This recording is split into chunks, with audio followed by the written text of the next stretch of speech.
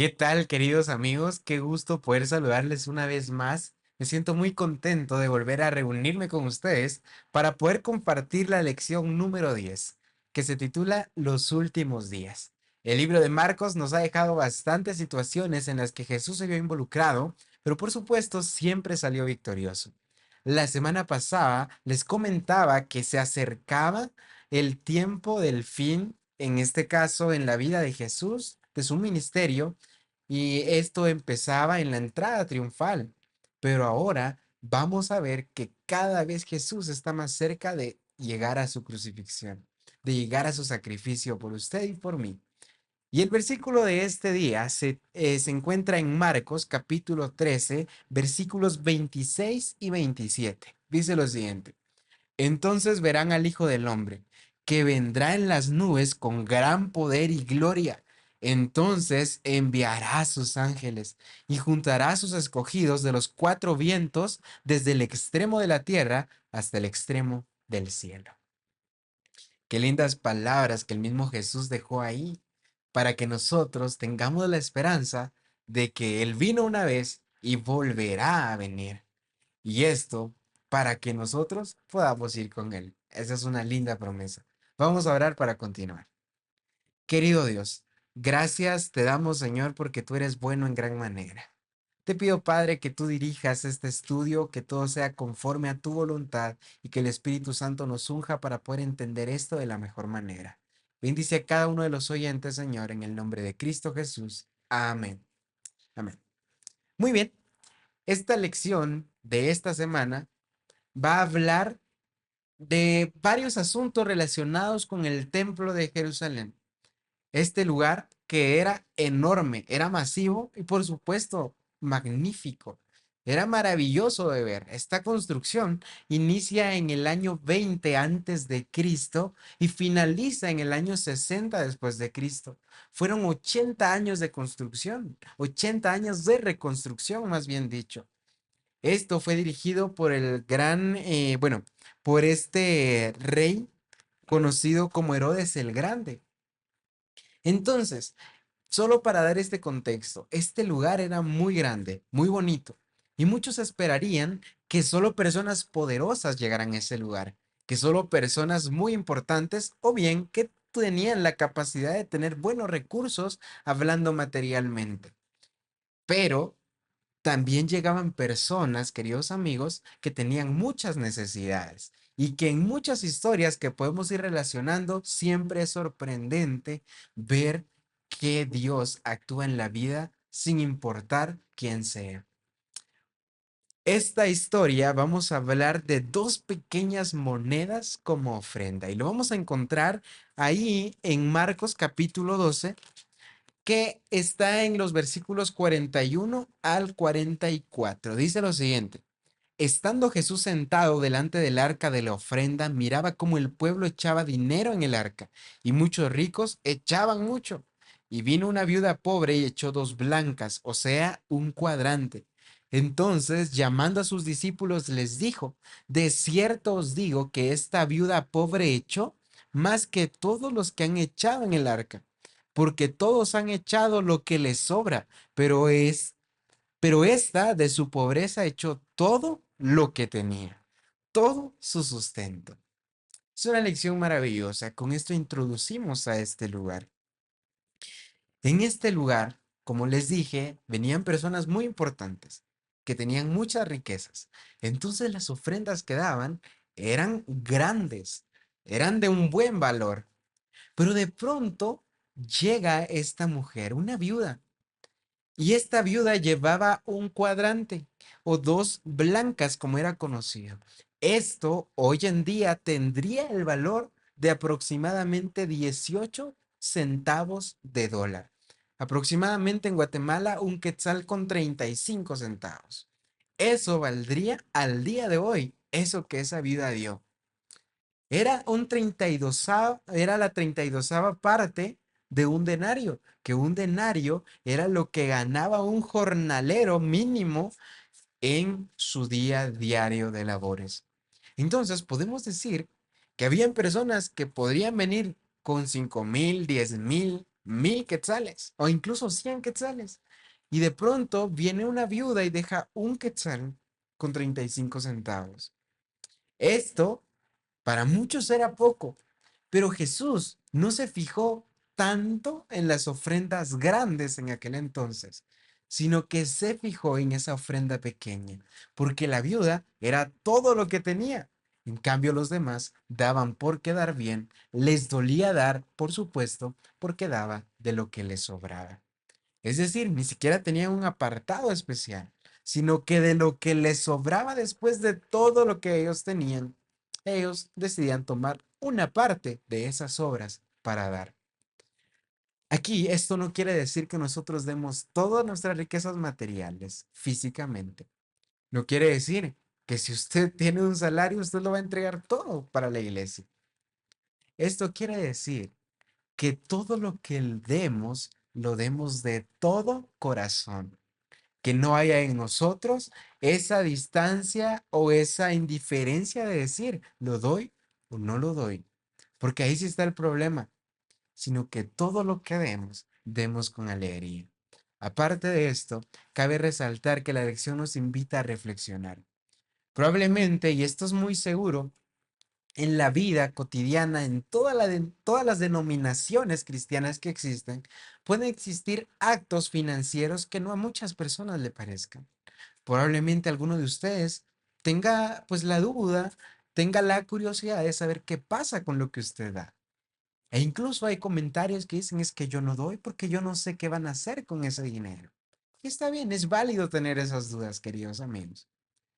Pero el hecho de que la dirigencia, el hecho de no saber qué se hace con ese dinero, no quiere decir que usted va a dejar de ser fiel a Dios. ¿Saben? Allá afuera hay muchas denominaciones en las cuales se ve el crecimiento exponencial de las personas financieramente.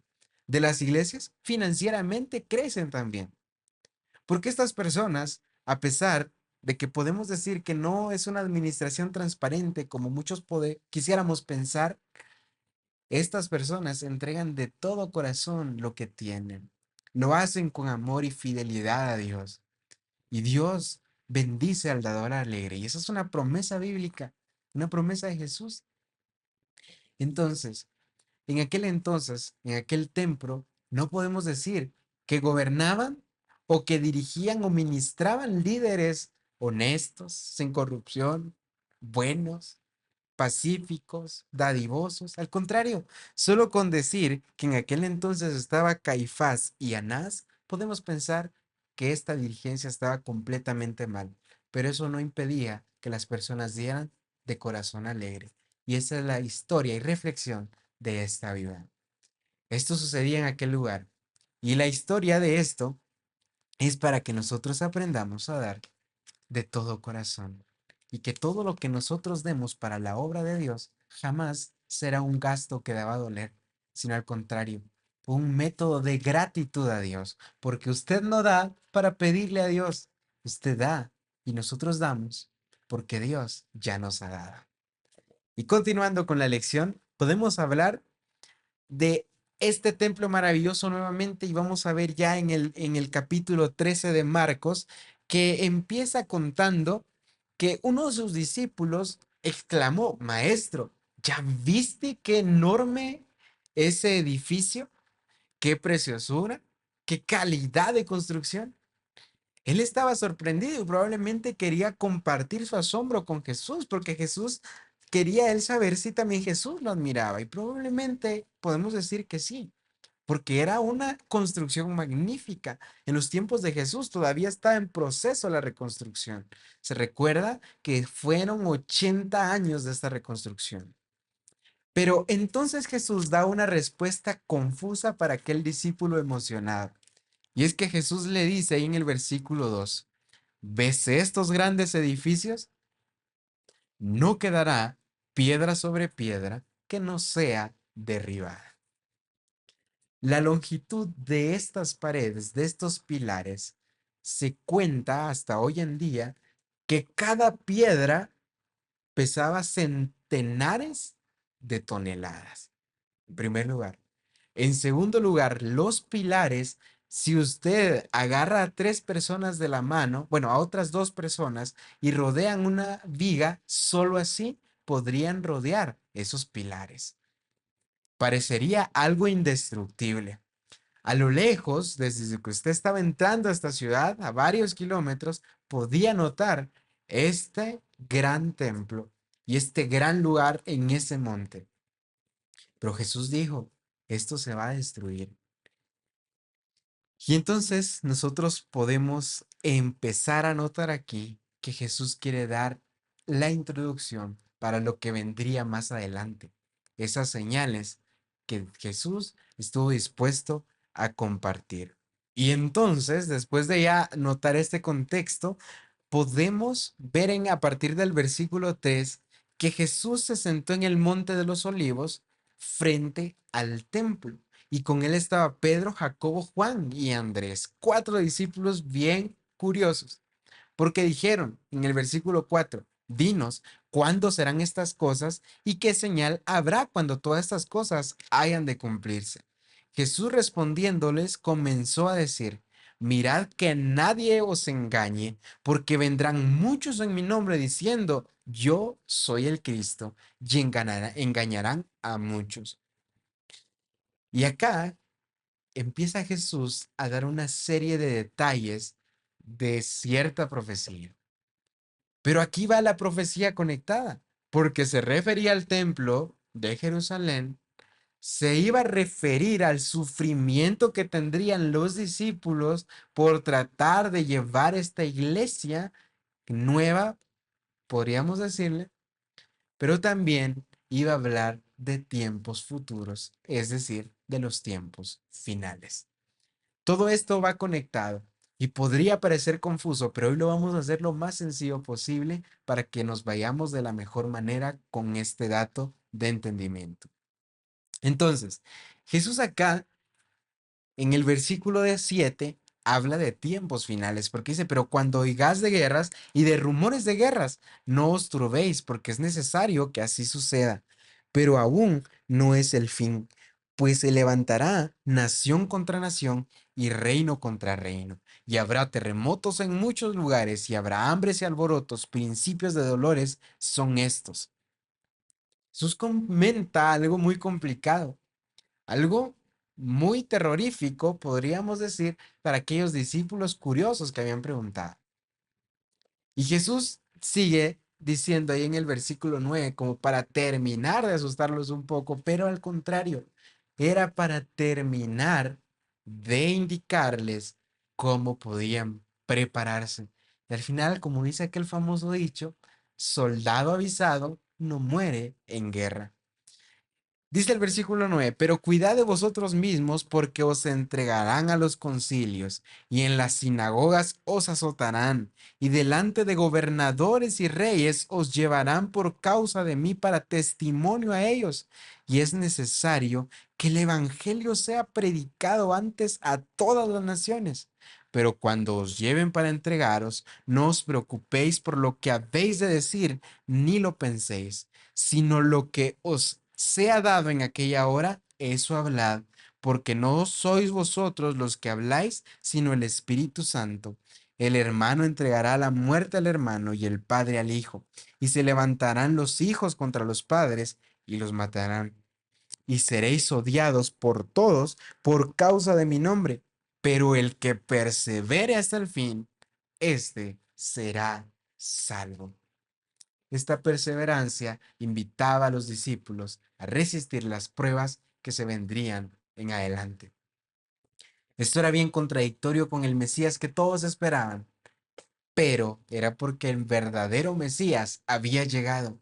Lo que sucede es que las personas no pudieron abrir bien los ojos y no pudieron entender que las recompensas no eran terrenales, sino celestiales, porque Jesús así lo prometió. Y a partir de Marcos 13, capítulo 14, vamos a ver introducción de lo que se nos dice, porque dice, para cuando veas la abominación desoladora de que habló el profeta Daniel, puesta donde no debe estar, el que lee entienda. Entonces los que estén en Judea huyan a los montes. ¿A qué se refería Jesús con esta abominación asoladora? En primer lugar, está hablando de un tiempo futuro, no está hablando de un tiempo de ese entonces. Entonces, hay muchos que tienen la duda o que muchas situaciones de confusión ha generado este tema porque muchos creen que la profanación del templo por parte del rey griego Antíoco Epífanes en el siglo segundo antes de Cristo habla de esta abominación asoladora, pero no es posible porque Jesús está indicando que es en un tiempo futuro. Y esta abominación asoladora está denominado, está citada también en Daniel capítulo 9, en sus versículos 26 y 27. El 26 nos habla de las 62 semanas donde se le quitará la vida al Mesías. Pero luego se nos habla de que en el pueblo de un príncipe que ha de venir, destruirá la ciudad y el santuario. Esto también es para tiempo futuro. No era para el tiempo antes de Jesús, sino para el tiempo futuro después de Jesús, tal y como está estipulado. Porque el versículo 27 lo confirma. Porque al finalizar de este versículo 27 se nos dice, y lo que está determinado se derrame sobre el desolador. Pero qué desolador, el que dice al principio del versículo 27, porque dice, por otra semana más confirmará el pacto con muchos, a la mitad de la semana hará cesar el sacrificio y la ofrenda, después, con la muchedumbre de las abominaciones vendrá el desolador hasta que venga la consumación y lo que está determinado se derrame sobre el desolador. Pero ¿quién es este desolador? Pero si recapitulamos en Lucas capítulo 21, versículo 20, también se nos habla de la abominación desoladora. ¿Y qué es qué es una abominación? Pues es algo que va en contra de lo que Dios dice, algo en lo que Dios ya estipuló. Hoy en día podemos notar mucho esto, pero también dentro de ciertas congregaciones, de ciertas denominaciones que se ven pasar cristianas, hay líderes que están cometiendo abominaciones. Y en aquel tiempo también sucedía. Y es que en el año 66 después de Cristo, cuando Cestio Galo intentó tomar Jerusalén, su imprevista retirada permitió a todos los cristianos que estaban en aquel lugar abandonar la ciudad y salvar su vida. Pero esto fue un tiempo que por gracia de Dios tuvieron aquellos hombres que estaban en aquel lugar y pudieron correr, porque esta abominación desoladora venía a atacar al pueblo de Dios, venía a atacar al pueblo que Jesús había tanto luchado por él. Y entonces, esto sucede en el año 66 después de Cristo. Pero un año después, Nerón envía a Vespasiano, otro personaje muy importante, a sofocar esta rebelión. Y este dejó a Tito, que era un general romano, para continuar el asedio hasta la total destrucción de la ciudad en el año 70. Por misericordia de Dios, dio un tiempo para que el pueblo corriera y escapara a los montes y ya no estuviera en aquel lugar, porque la abominación era grande. El enemigo no pudo hacerlo en ese tiempo, pero luego en el año 70, a través de este general Tito, vino la destrucción de Jerusalén, tal y como Jesús lo había dicho. No quedará piedra sobre piedra, pero esta abominación asoladora va más allá de esto. Pues Marcos 13:14 se refiere a esta abominación asoladora, nuevamente lo digo, y este es el eje alrededor del cual gira el capítulo. Pero en Marcos 13:19 marca también un punto de transición y se refiere a una gran tribulación sin precedentes. Y aquí ya hablamos de un tiempo más lejano, pero que hoy en día, queridos amigos, también ya han pasado ciertas situaciones, pero en nuestro tiempo, esto que se ha dicho en Marcos, a partir de Marcos 19, pronto vendrá con fuerza. Cuando nosotros hablamos de la persecución, a veces pensamos que es algo muy lejano, o muchos pueden pensar que es algo que no va a suceder, es imposible que suceda, pero ya ha sucedido, tal y como hemos estudiado en Apocalipsis 13 y toda esta profecía que se nos ha hablado también en Daniel 7.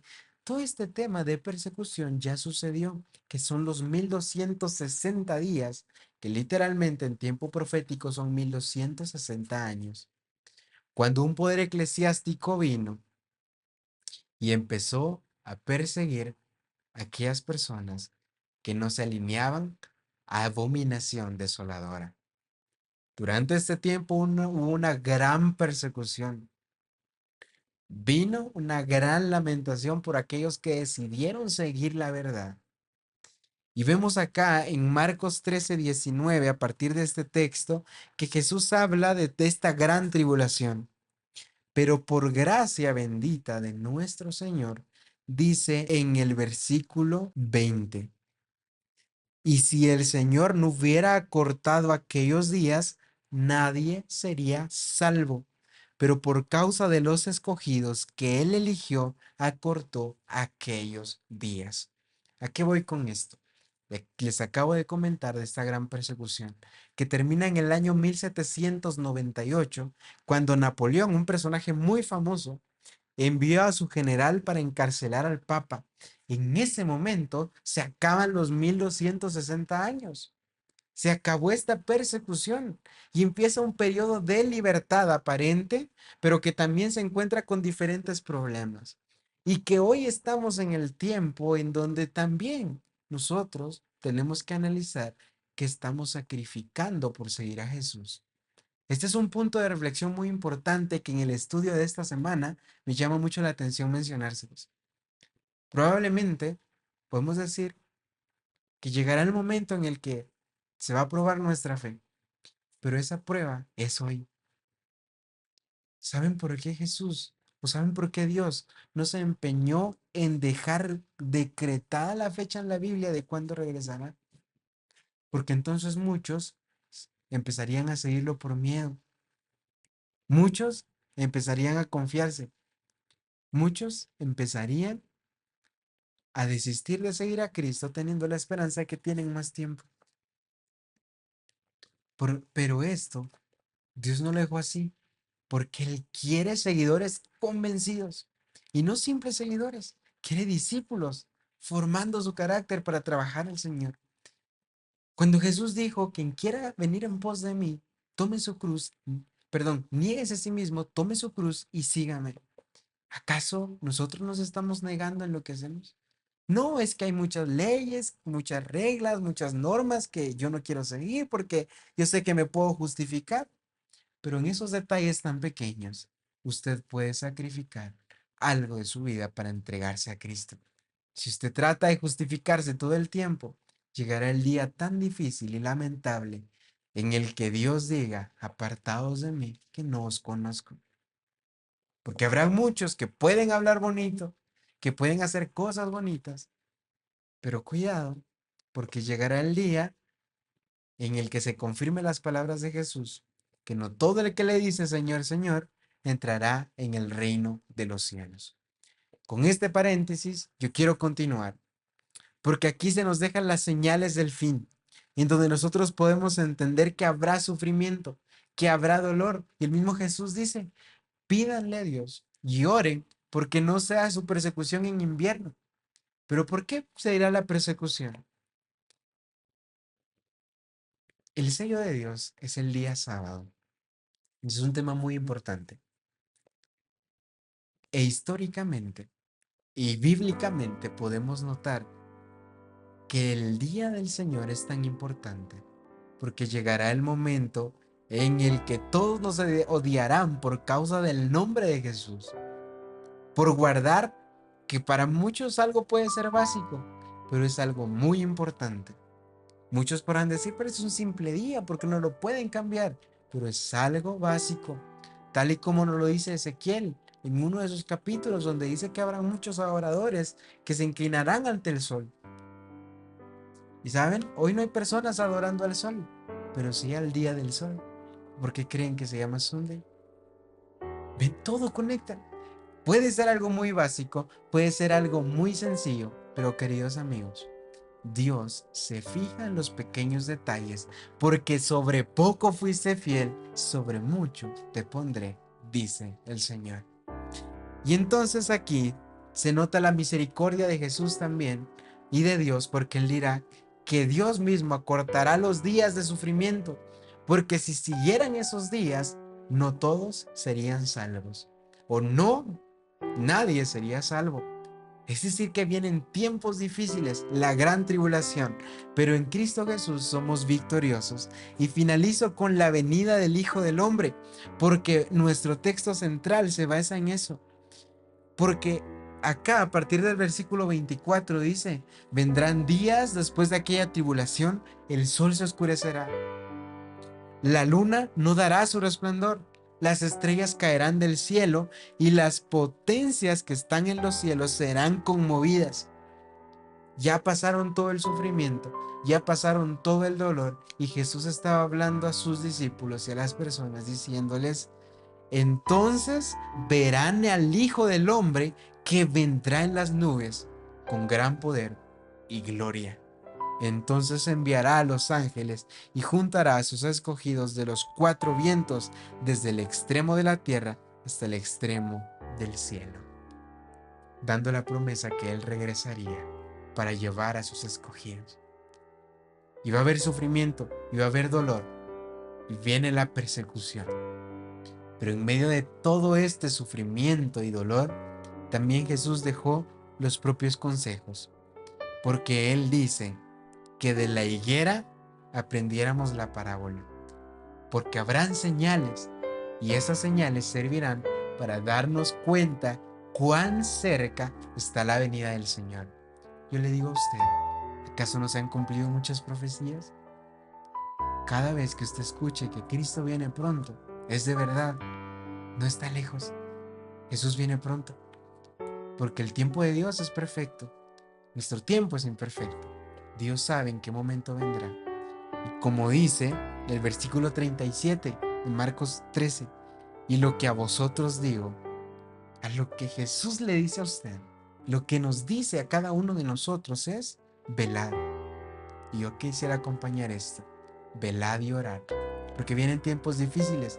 Pero recordemos Apocalipsis 14, cuando dice: aquí está la paciencia de los santos, los que guardan los mandamientos de Dios y tienen la fe de Jesús. Es un punto reflexivo, una lección interesante. Pero por supuesto, Jesús diciendo: voy a sufrir, voy a morir, ustedes van a sufrir, van a morir, los van a perseguir, pero un día todos vendrán conmigo al reino de los cielos. A quienes se hayan decidido en seguir a Jesús y aceptarlo en el corazón. Vamos a orar para despedirnos. Querido Dios, gracias te damos, Señor, por esta lección maravillosa, porque tu Hijo Jesús, Señor, vino aquí a esta tierra y explicó que vendrían señales difíciles, Señor. Habrían cambios radicales en seguirte. Habría persecución, habría dolor. Ayúdanos a entregarnos por completo a ti, para que nosotros estemos decididos en que en momentos difíciles podemos seguirte. Perdona nuestros pecados, Padre. Te ruego que nos puedas acompañar y que cada día podamos mejorar nuestro carácter y acercarnos más a ti. Te lo pido y agradezco en el nombre de Cristo Jesús. Amén. Que Dios los bendiga y nos vemos acá, primeramente Dios, la próxima semana. Fuerte abrazo.